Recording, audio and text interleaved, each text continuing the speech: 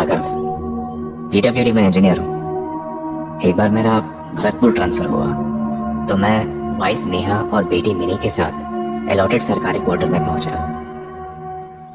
कैसा लगा हमारा नया घर? कुछ अजीब सा नहीं है, ऐसे सुनसान में? हाँ, तो शांति रहेगी ना।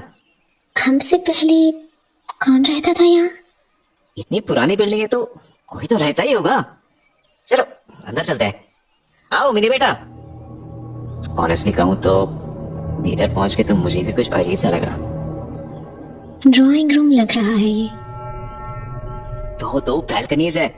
इधर देखो ना, उधर क्या देख रही हो? कुछ नहीं, रात काफी हो चुकी है। तो सोने चले? फिर से उधर ही देख रही हो? वो अलमीरा। अलमीरा क्या? कुछ अजीब सी नहीं लग रही है? क्या अजीब सी? कितनी पुरानी है।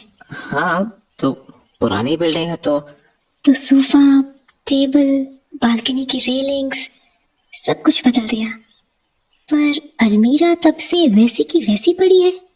दीवार पे ही बना है ना, तो उखाड़ तो नहीं सकते ना इसको। चले अब। पर इसमें लॉक क्यों लगा है? अरे मुझे क्या पता यार। तुमने बताया नहीं? इससे पहले कौन रहता था यहाँ? मुझसे पहले जो इंजीनियर था डिपार्टमेंट में, वो रहता होगा अपनी फैमिली के साथ। पर अलमीरा में लगे उस लॉक की हालत देख रहे हो?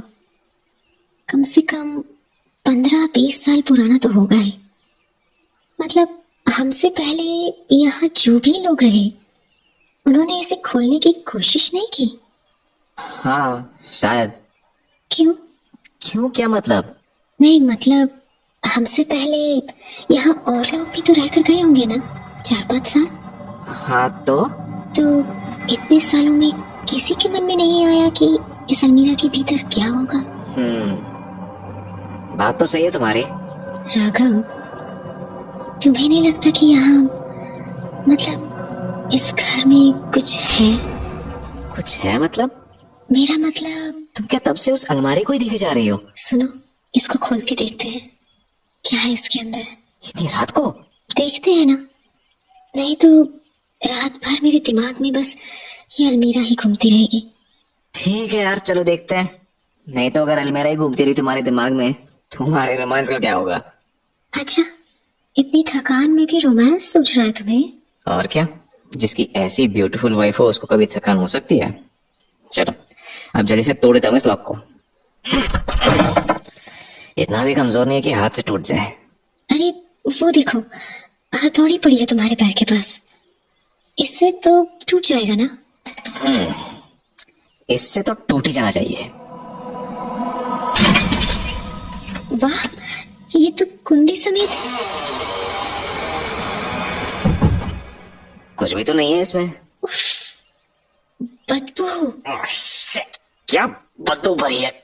पर ये आ कहां से रही है? क्या पता, मेरी अलमीरा से ही। पर अलमीरा में तो कुछ है ही नहीं, फिर ये बदबू कैसे?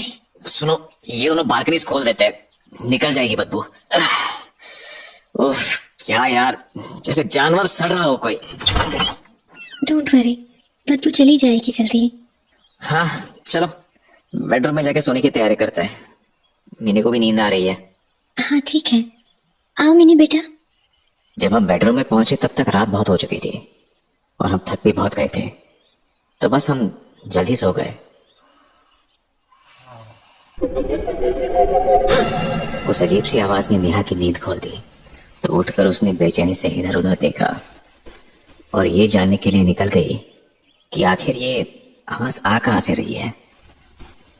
तभी मेरी भी नींद खुली और नेहा को अपने पास ना पाके मैं उसे ढूंढता हुआ दूसरे कमरे में चला गया।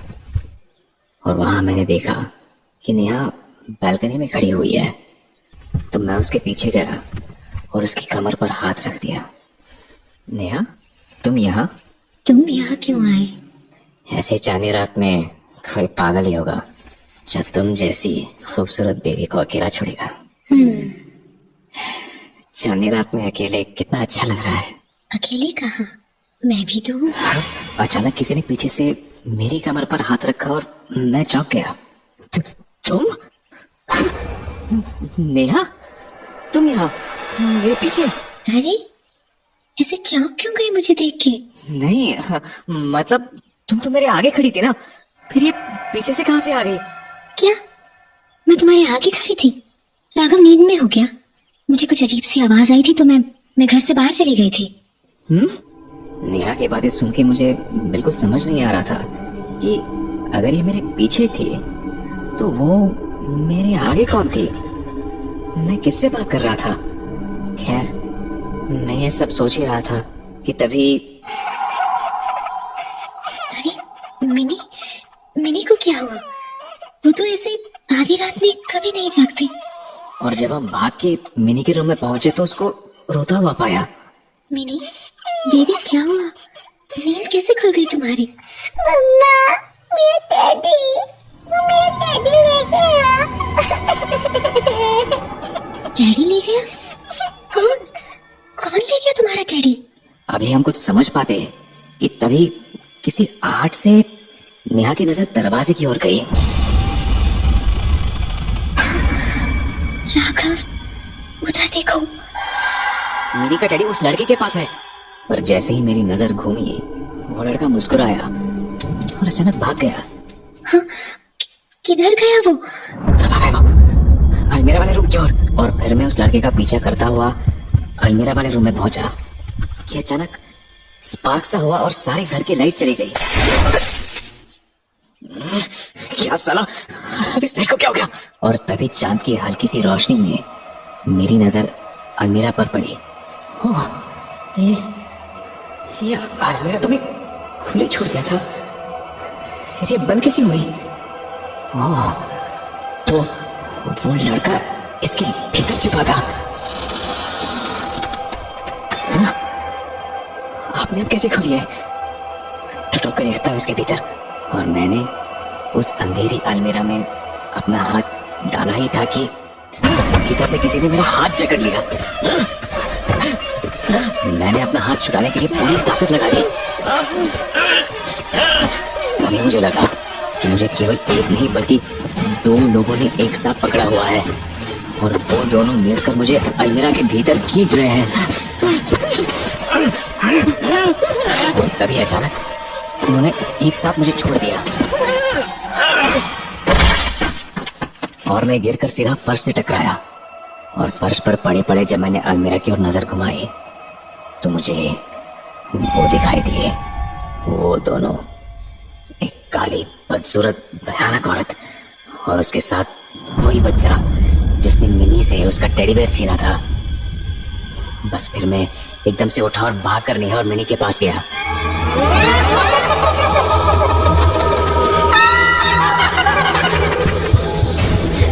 नेहा, मिनी उठाओ और भागो यहाँ से।